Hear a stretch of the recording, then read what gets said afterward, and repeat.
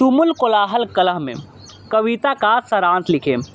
श्रद्धा जो मनुष्य की रागात्मक वृत्ति का प्रतीक है, वह कहती है, जीवन कोलाहलपूर्ण भीषण संघर्ष में तो आत्मा की मनोहर वाणी हूँ, बुद्धि भौतिक संघर्ष कराती हूँ एवं श्रद्धा की आत्मिक वाणी शांति और सुख लाती हूँ।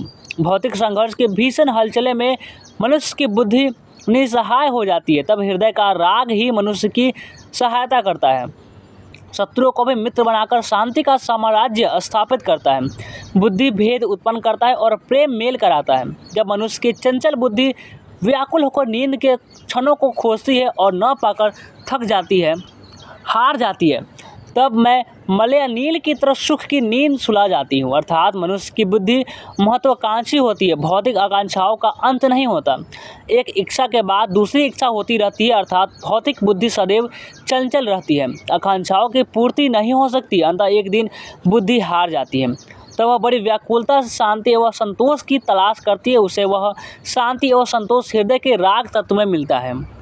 श्रद्धा कहती है कि जो मन बहुत दिनों से शोक के सागर में डूबा हुआ है, उसमें आनंद को किरणों को उसी प्रकार लाती हूँ जिस प्रकार रात के अंधकार में डूबी सृष्टि को उषा की किरणें प्रकाशित करती है। अंधकार में डूबा हुआ वन जिस प्रकार सुबह की बेला में फिर विकसित एवं प्रफुल्लित होकर फूलों से प्रभावशाली प्रतीत होता है, उसी प्रकार पीड़ा के अंधकार से युक्त मन रूपी वन भी सुख के प्रभात में आनंद रूपी पुष्पों से युक्त होता है, और मन को शोक से मुक्त कर सुख और आनंद से युक्त करना मेरा ही कार्य है। अर्थात भौतिक उन्नति में संलग्न बुद्धि एक दिन हार जाती है। जब आदमी को धोखे का पता चलता है, तब उसका मन घोर पीड़ा और निराशा से भर जाता है।